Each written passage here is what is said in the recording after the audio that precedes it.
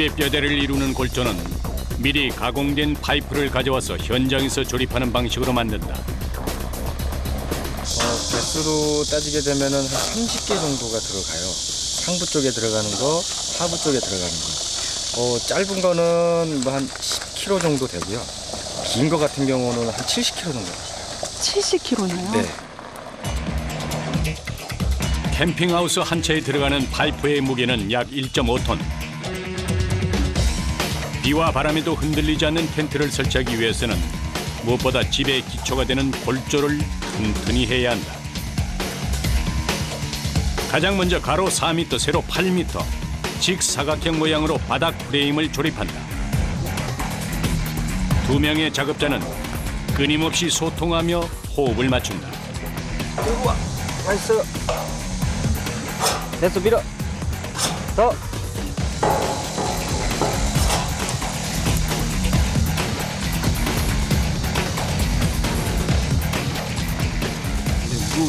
그렇죠. 조금 버겁죠. 힘들기도 하고 차곡차곡 천천히 해야지. 그렇지 않으면은 지쳐서 일을 못 해요. 무거운 철제 파이프를 옮기는 작업이 계속해서 이어진다.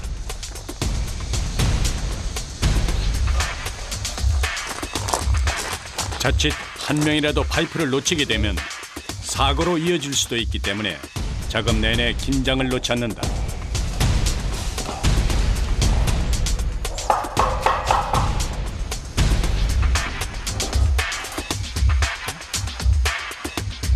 총 글램핑을 몇 동을 설치하고 계신 거예요? 여기 현장은 5개 동. 바닥이 반듯하게 자리를 잡아야만 좋은 집이 세워질 수 있다. 약 2시간의 반복 작업 끝에 캠핑하우스의 바닥 틀 조립 작업이 끝났다.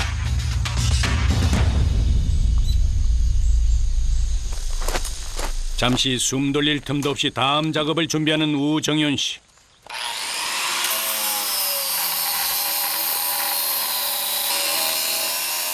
시멘트로 만든 주춧돌을 다듬기 시작한다. 비록 주거용 집은 아니지만 정성과 노력은 일반 집을 짓는 것만큼이나 많이 들어간다.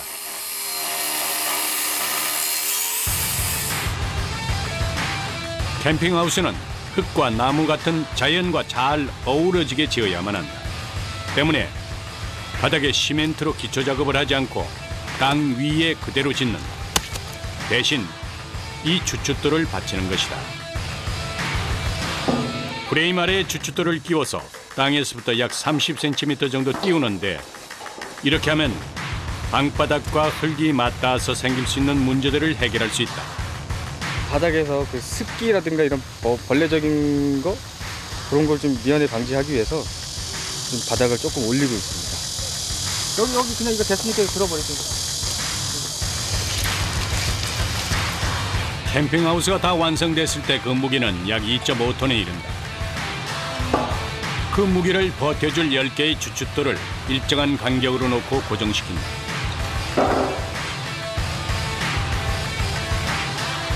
주춧돌은 캠핑하우스의 가장 아랫부분에서 대들보 역할을 단단히 해줄 것이다.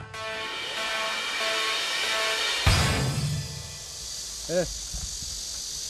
바닥 올리기까지 작업을 마친 후 좀만 더 위에 밀어봐요. 더 스톱. 한참을 서서 뭔가를 들여다보는 우정윤 씨. 바닥 프레임에 수평이 맞는지 확인하는 것이다. 수평이 이루어져야지 모든 게 깨끗하게 나오고 보기도 좋은 거죠. 예를 들어서 가구를 넣으면은 가구가 똑바로 돼야 되는 상황인데 수평이 안 맞으면 가구가 이렇게 틀어진다고요. 그럼 문짝도 안 맞고 하니까요. 캠핑하우스를 지을 때 가장 까다로운 일이 바로 수평을 맞추는 것이다. 현장마다 토질도 다르고 경사도도 제각각이라 털을 잡기까지 오랜 시간이 걸린다. 하지만 무엇 하나 대충 넘어가는 법은 없다. 바닥이 어느 한쪽으로 기울어지지 않도록 구멍을 대서 높이를 맞춘다.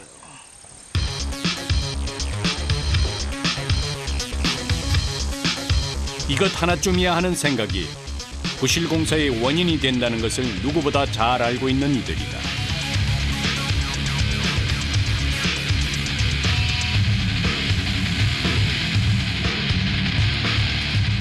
바닥 프레임을 정확히 맞추고 나면 벽 역할을 해줄 파이프를 연결할 차례다. 캠핑하우스의 골조는 조립식으로 시공하는데 해체와 이동이 간편하고 부분 교체가 가능하다는 장점이 있다.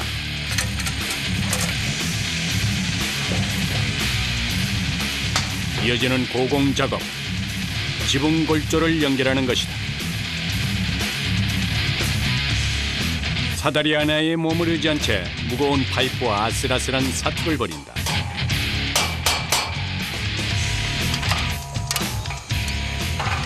꼭대기까지 높이는 한 3.5m 정도 돼요. 힘으로 따지면은 제일 힘든 시간이에요.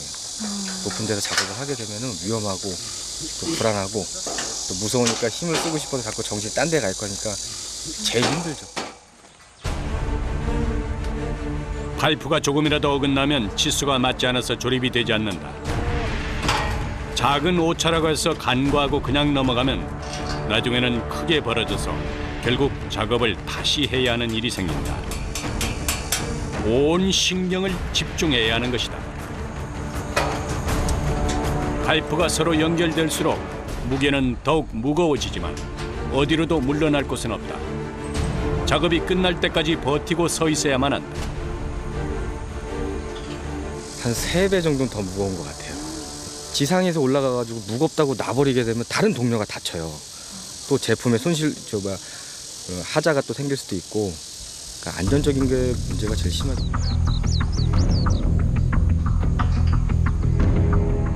무거운 골조를 들고 나사를 풀었다 조였다 하는 일을 수백 번 반복한다.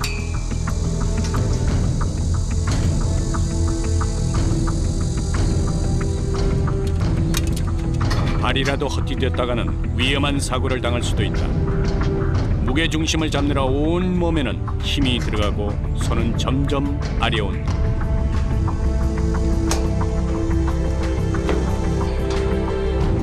가을이 오는 길목이라고는 하지만 내리쬐는 태양은 뜨겁기만 하다.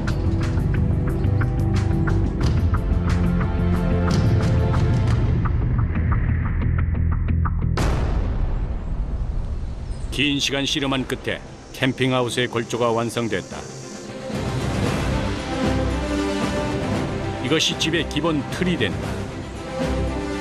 치열한 땀과 인내의 결과로 집이 서서히 모습을 갖춰 나간다. 작업을 하다 보면 하루에도 몇 번씩 옷을 갈아입어야 할 정도로 땀으로 범벅이 된다. 이럴 땐 시원한 얼음물 한 모금으로 뜨거워진 몸을 식힌다. 아니야, 먹었어요. 누군가에게 캠핑의 추억을 만들어주기 위해서 전국을 돌아다니는 이들. 정작 이들은 가족과 여행 한번 가기가 어렵다. 일하는 모습을 자주 봐서 힘은 들어서 뭐 마음 아프다 하긴 하는데, 그래서 뭐 다치지 않고 하니까 좀 많이 믿는 편이죠. 가족을 먹여 살리는 목적만이 아니라 또 제 삶, 제 인생을 살아가는 데서 매력 있는 거를 계속 해 나가고 해야지. 굳이 물론 가족을 위해서겠지만 제 꿈을 위해서라도 저는 이 길을 계속 가고 계속 매력이 빠져드는 것 같고. 가족과 꿈은 힘들 때마다 다시 일어설 수 있는 원동력이 된다.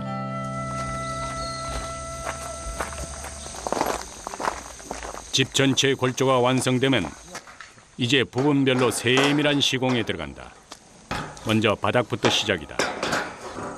널찍한 사각 프레임 사이에 철 파이프를 촘촘하게 끼워 넣는다. 지금은 그 데크를 설치를 하기 위해서 그 데크 하부에 이제 들어가는 철 프레임 기초 작업을 지금 하고 있는 거예요. 목재를 놨는데 위에 마루를 깐다 이렇게 생각하시면 될 것 같아요. 바닥을 만드는 거죠. 집의 무게를 버텨내려면 웬만큼 튼튼하지 않아서는 안 된다. 더욱이 바닥이 공중에 떠 있는 형태라 분명 무슨 조치가 필요해 보인다.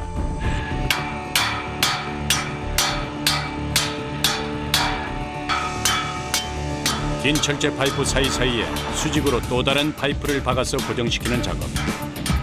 지지대를 만들어주는 것이다. 이렇게 하면 긴 파이프에 실리는 힘이 분산돼서 보다 튼튼한 바닥을 만들 수 있다.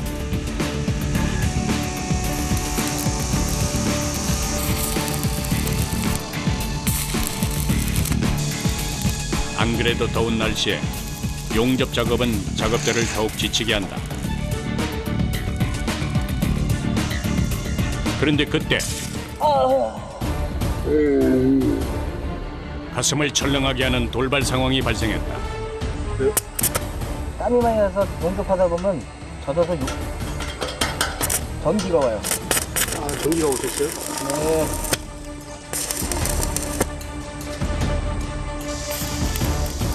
늘 안전을 염두에 두고 하는 작업이지만 이렇게 예상치 못한 사고가 일어나기도 한다. 괜찮으세요? 네, 뭐 늘상 있는 일인데요.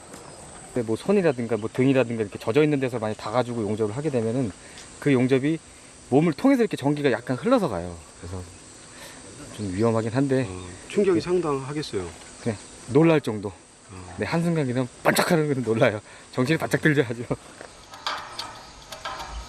그래도 큰 사고로 이어지지 않았으니 천만다행이다.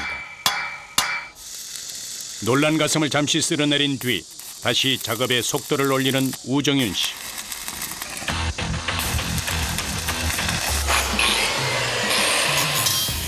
용접한 파이프를 길이에 맞게 자르기 시작한다.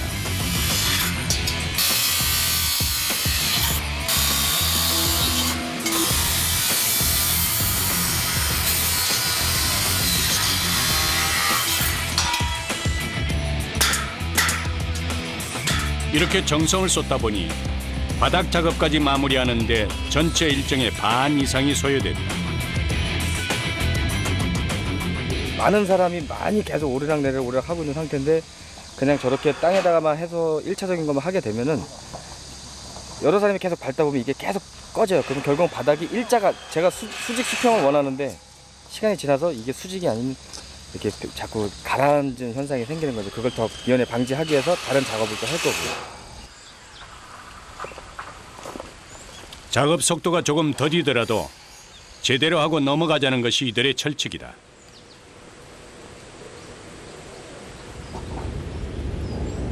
한낮에는 뜨겁게 햇빛이 내리쬐더니 어느 순간 하늘이 잔뜩 찌푸려 있다. 심상치 않은 가운데 작업자들도 바빠진다. 비가 오면 감전이나 안전사고의 위험이 높아지기 때문에 서둘러 작업을 중단해야 한다. 정해진 시공 일정대로 가면 좋으련만 이렇게 날씨가 회방을 놓는 날엔 어쩔 도리가 없다. 네, 현재로서는 지금 비상입니다. 비상. 바깥에서 이렇게 현장 일을 하거나 아니면 물건 쪽에 있는 사람들은 비가 많이 와서 피해보거나 화가 나거나 뭐 그런 게 되게 많아요. 뭐 날씨야 뭐 천재지변은 어쩔 수 없다 하지만 올 때 왔으면 좋겠는데 꼭 바쁘고 힘들 때 그때 오더라고요.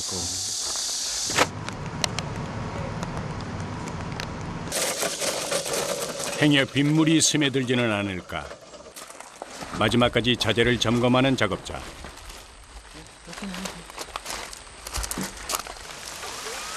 이내 예상대로 굵은 빗방울이 내리기 시작한다.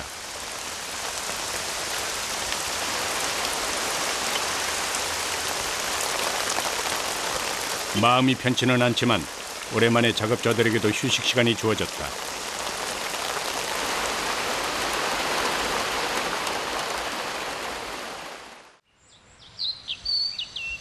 다음 날 언제 그랬냐는 듯 날씨가 맑게 개했다.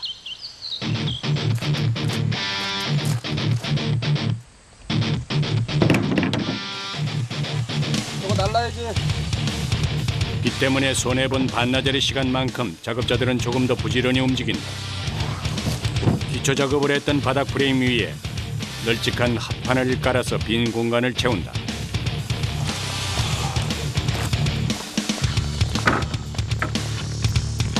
바닥은 방과 마루로 구분된다. 그리고 그 용도에 따라서 사용하는 목재도 달라진다.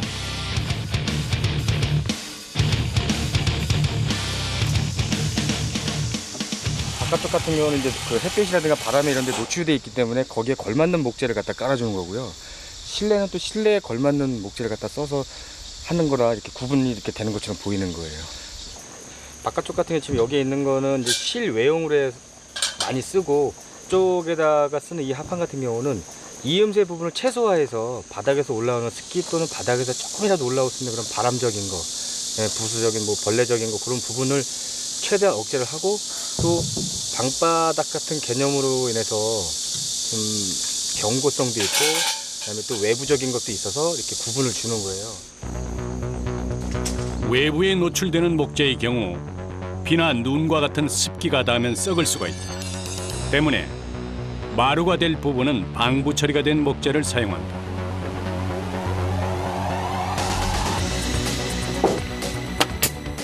방바닥이 될 부분은 수평을 맞춰서 튼튼하게 시공하면 되지만,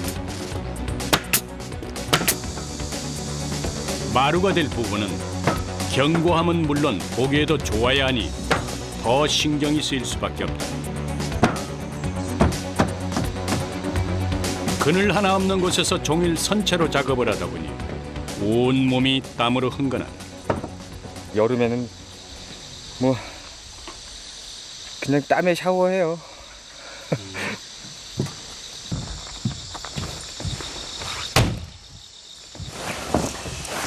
이제 골조와 바닥은 완성됐으니 내부 시공에 들어갈 차례다. 이건 뭔가요? 텐트입니다, 텐트. 이게 그 실질적인 이제 집이 되는 거죠, 집. 가로 세로 4m의 텐트. 평수로 치면 약 5평 남짓한 방이 만들어질 것이다. 텐트에는 수십 개의 클립이 달려 있다. 클립이 달린 끈과 끈을 연결해서 프레임에 텐트를 단단히 고정시킨다. 순서가 있을 것 같은데요. 네, 제일 가운데 중앙, 일명 이제 용머리라고 얘기를 하는데요. 그쪽 부분을 위에서부터 차곡차곡 밑으로 해서 해야지, 밑에서부터 반대로 올라가는 거는 일이 안 되는 거거든요. 지붕부터 시작해 벽, 바닥 순서로 약 50개의 클립을 연결한다. 너무 팽팽하게 당기면 원단이 늘어날 수도 있고, 그렇다고 너무 느슨하게 묶으면 모양이 제대로 잡히지 않는다.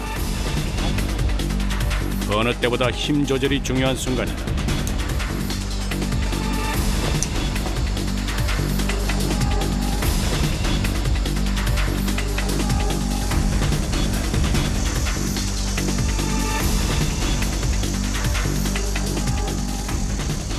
이너 텐트는 약간 천재질 계통의 원단을 사용을 하고요. 지붕 같은 경우는 계속 바깥에 햇볕에 노출이 되기 때문에 비닐 계통을 좀 사용을 많이 하는 편이에요. 화재가 혹시 났을 경우 좀 사고가 크게 날 수도 있기 때문에 아예 미연에 방지를 하기 위해서 아예 방염 처리를 아예 해가지고 나오는 제품이에요. 캠핑하우스를 시공할 때 보통 텐트는 이중으로 친다.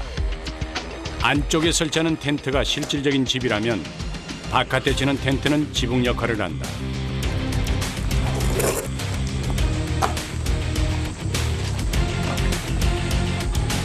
캠핑하우스는 다소 냉난방에 취약할 수 있다.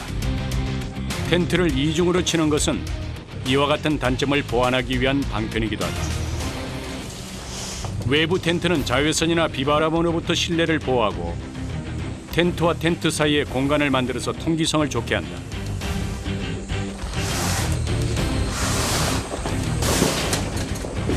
집 전체를 감싸는 텐트는 크기가 상당해서 방향을 잡기도 힘들다.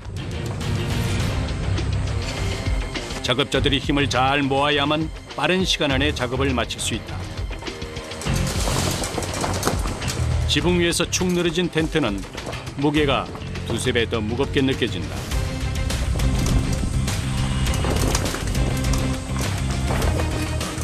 타프가 굉장히 크네요. 6m 한 20에 6m 20에 예. 길이가 8m.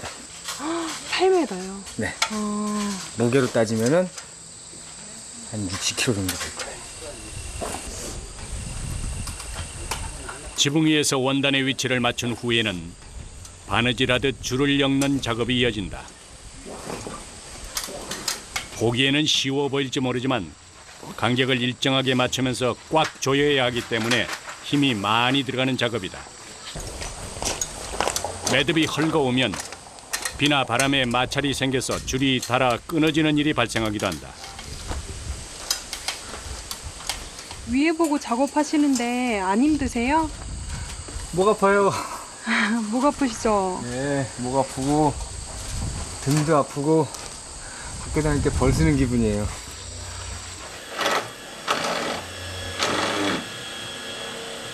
지루하리만큼 계속되는 반복 작업.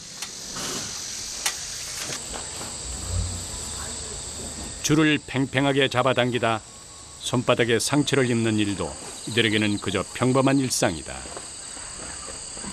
손가락 이런 데가 땡기니까 손가락이 좀 아파요. 손가락이요? 네, 힘든 것보다는 손가락이 좀 아파요. 그게 또 단점이죠. 오랜 인내와 노력 끝 깔끔하게 작업이 완성됐다. 푸른 산 속에 안겨있는 집은 바쁜 일상으로 지친 이들에게 작은 위로를 줄 수 있는 휴식 공간이 될 것이다. 이게 더 잘 나온 것 같아요. 신경 쓰고 한 보람이 있네요. 문제는 없고요. 아무 문제는. 네, 현재까지 검토를 한 상태에서는 이제 문제되는 건 없고요. 이제 다른 작업을 진행하고 난 후에 이제 최종 작업을 마감을 할 거예요. 며칠 후 캠핑하우스의 마무리 작업이 시작됐다. 이때 등장한 트럭 한 대. 뒤에는 각종 생활용품이 한가득 실려 있다.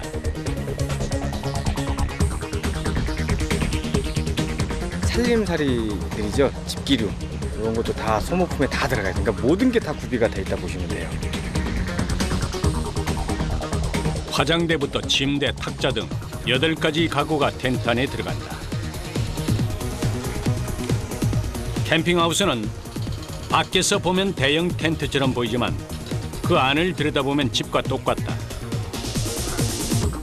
때문에 가구부터 시작해서 각종 생활용품, 소모품을 조화롭게 배치하는 것까지 캠핑하우스를 짓는 이들이 해야 할 몫이다.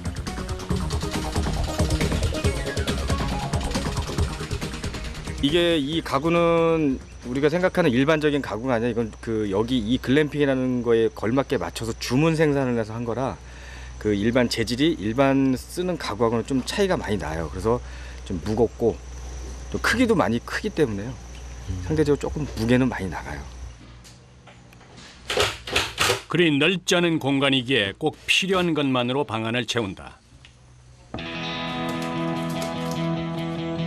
조명을 가구 속으로 집어넣은 것도 공간을 효율적으로 사용하기 위한 아이디어다.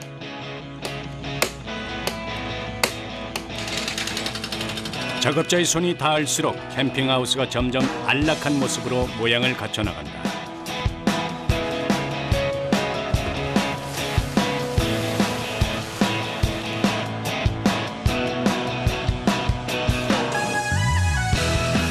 우리나라에 글램핑 문화가 들어온 건 불과 3, 4년밖에 되지 않았다.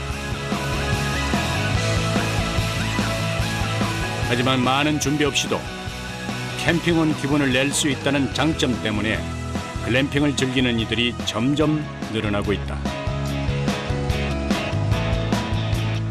자연과 가까이 호흡하며 가족과의 추억을 쌓는 시간. 그것이 바로 캠핑하우스가 우리에게 주는 귀한 선물이다. 여기 이 글램핑이라는 거는 그 자연하고 좀 일삼아서 같이 할 수 있는 거고 또 캠핑을 처음에 모르시는 분들도 와서 좀 편하게 하실 수도 있고 여행을 다니신 분들에 있어서 좀 생활의 편의성을 갖춘 거라 보시면 될 것 같아요.